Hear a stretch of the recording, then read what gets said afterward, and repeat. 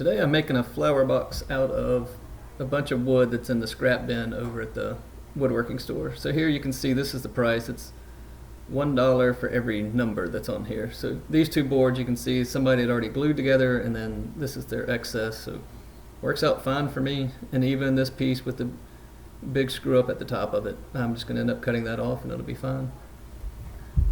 So I did glue all the pieces together, but used pocket hole screws to make sure that it's going to be a little bit more secure.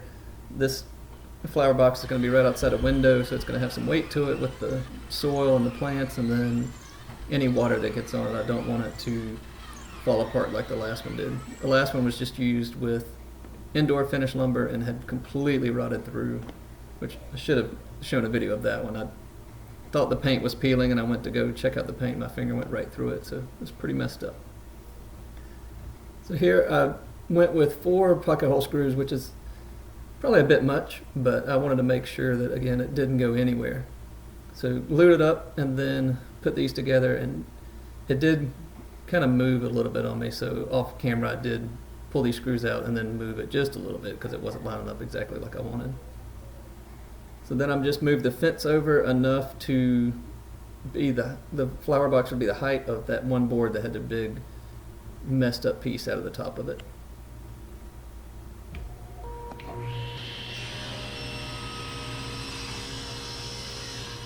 And you can see these two boards that they had glued up beforehand. It didn't matter to me that they were different sizes because I was able to cut off that excess, and it works out just right.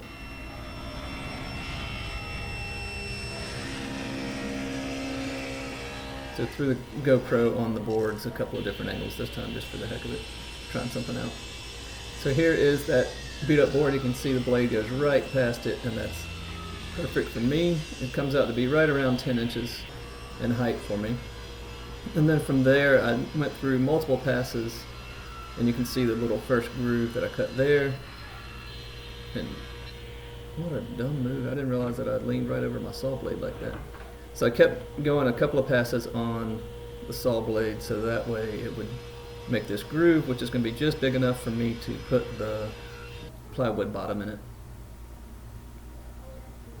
So same thing with each of the sides, put on glue and then pocket hole screws to secure it in place even more.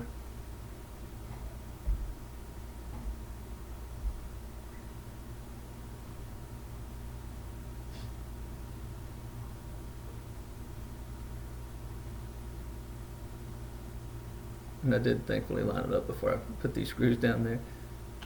So the grooves that I put for the plywood, if you're not going to put finished wood over the end of it, you probably want to hide those channels, which I'm going to cover them up so it's okay.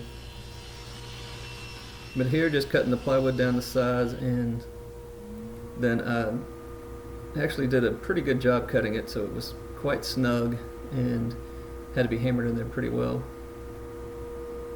But this was just a test fit, and then you can see the board that's laying down on the bottom. I forgot when I was cutting them that the two boards that I had put together with pocket hole screws were longer than this board, so I did end up having to back out my screws, and thankfully the glue had not set up, so I just popped this off, went back to the table saw and cut the longer board down to it, make it a little bit shorter. So it's one of those things, learn from your mistakes. Hopefully I don't screw it up again next time, but we'll see. And here again, it's a snug fit. It was a little tricky for me to, this plywood has been sitting around, so to get it completely in there, I did have to kind of finagle it a little bit as I hammer it. You can see this plywood was standing up against the wall for quite a while, and I ended up bowing just from sitting up against the height that it was. And it was a little bit deeper in there, so the grooves from the top board didn't go quite like I wanted. And here you can see, if I did just connect these two boards, it's going to be way too fat, and it's not going to look good, so that way the spacing's all off. So I just kind of eyeballed it and decided what thickness I wanted to keep these boards on the bottom, and once I figured that out, just went back to the table saw and ripped them out. So here you can see me looking for my push stick, which is right there on top of the fence, but I didn't realize that until after I'd started. That's what I get for putting it right where I wanted it to be so I wouldn't forget where it was. Thankfully I found it just in time to keep my fingers away from the blade. So again, don't watch my videos for safety, that's not a good idea. That's why I bought a saw stop though. So here you go, now you can see once I get the boards put on there, there's a good bit more space in between. So that way it'll look a lot better when I put the middle piece in there. And again, I didn't pre-cut anything, just got it all the sizes I wanted and then just kind of loosely got an idea of what it was going to look like and then cut each piece. So for all these trim boards I did put plenty of wood glue on, and then once that glue was starting to set, went ahead and put the brad nails in just to really secure it down. So you can see I did actually make marks so I could line it up well. So just 4 brad nails, that's all I used on each board just to get them to stay in place. Again, these are not really strong, so you want to make sure that you don't need it for any kind of structure. And then here again, just seriously dry fitting everything and eyeballing it, and then just using a pencil. I didn't measure any of this stuff at the end when it came to the trim work. And then here on top, this I did measure just to find the center point in between the trim on the edges, and from there I was able to glue up and nail down the center piece.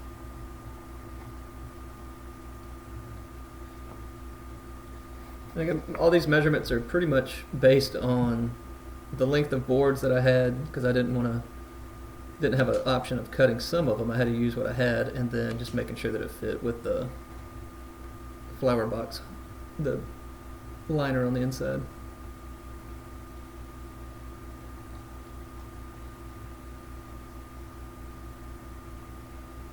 Then I like to just, any of the excess glue that's left over in the brush, just put it where the wood's going to be, and that way you don't get all over your workbench.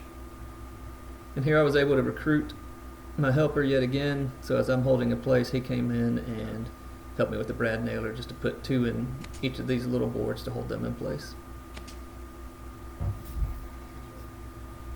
And this is going to be painted, so that's why I wasn't as worried about the little gaps like you'll see up by my thumb on this one. I'm going to fill any of those with caulk and paint over the top of it. So that's the great news with painting things, is you can hide a lot of imperfections where if you're going to stain a piece, it's a lot more noticeable. But also, this is a window flower box that's going to be outdoors and a good 9-10 feet up in the air, so nobody's really going to see that anyway.